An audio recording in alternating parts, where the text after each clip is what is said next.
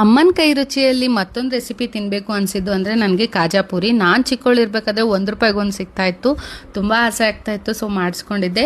ಒಂದು ಬಟ್ಲಾಗಷ್ಟು ಮೈದಾ ಹಿಟ್ಟಿಗೆ ಸ್ವಲ್ಪ ಉಪ್ಪು, 1-2 ಸ್ಪೂನ್ ಎಣ್ಣೆ ಹಾಕಿ ಚೆನ್ನಾಗಿ ಕಲಿಸ್ತಾ ಇದ್ದೀವಿ. ಕಲಿಸೋದಾದ್ಮೇಲೆ ಸ್ವಲ್ಪ ಹಾಲು ಹಾಕಿ ಮೀಡಿಯಮ್ ಆಗಿ, ತುಂಬ ಮೆತ್ತಗಿರಬಾರ್ದು, ತುಂಬ ಗಟ್ಟಿ ಇರಬಾರ್ದು, ಅಷ್ಟನ್ನು ಕಲಿಸ್ಬಿಟ್ಟು ಇದನ್ನು 1 ಅವರ್ ರೆಸ್ಟ್ ಮಾಡ್ಸಕ್ಕೆ ಬಿಡಬೇಕು.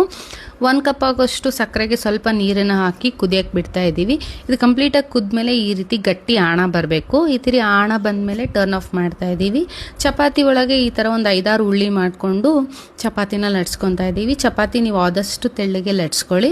1 ಬಟ್ಲಿಗೆ ಅಕ್ಕಿ ಹಿಟ್ಟು ಹಾಕ್ಕೊತಾ ಇದ್ದೀನಿ. ಅದಕ್ಕೆ ಸ್ವಲ್ಪ ತುಪ್ಪನ ಹಾಕಿ ಈ ರೀತಿ ಪೇಸ್ಟನ್ನು ಕಲಸಿಟ್ಕೊತಾ ಇದ್ದೀನಿ. ಚಪಾತಿ ಮೇಲೆ ಈ ಪೇಸ್ಟ್ ಹಾಕ್ಬಿಟ್ಟು ಚೆನ್ನಾಗಿ ಸವರಬೇಕು.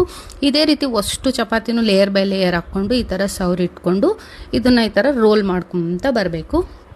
ರೋಲ್ ಮಾಡೋದಾದಮೇಲೆ ಈ ಥರ ಚಾಕುವಿಂದ ಈ ಥರ ಕಟ್ ಮಾಡ್ಕೊತಾ ಇದ್ದೀನಿ. ಕಟ್ ಮಾಡ್ಕೊಂಡಿರೋದು ಜಸ್ಟ್ ಒಂದು ಸಾರಿ ಈ ಥರ ಲಟ್ಟಿಸ್ಬಿಟ್ಟು ಕಾದಿರೋ ಎಣ್ಣೆ ಒಳಗೆ ಹಾಕ್ಬಿಟ್ಟು 2 ಸೈಡು ಚೆನ್ನಾಗಿ ಗೋಲ್ಡನ್ ಬ್ರೌನ್ ಆಗೋಷ್ಟು ಕರೆದ್ಬಿಟ್ಟು ಬಿಸಿ ಇದ್ದಾಗಲೇ ಇದನ್ನು ಪಾಕದಲ್ಲಿ ಹಾಕಿ ಚೆನ್ನಾಗಿ ಡಿಪ್ ಮಾಡಿದರೆ ಆಯಿತು. ಕಾಜಾಪುರಿ ಈಸ್ ರೆಡಿ. ತುಂಬ ಚೆನ್ನಾಗಾಗಿತ್ತು. ನೀವು ಒಂದು ಸಾರಿ ಟ್ರೈ ಮಾಡಿ.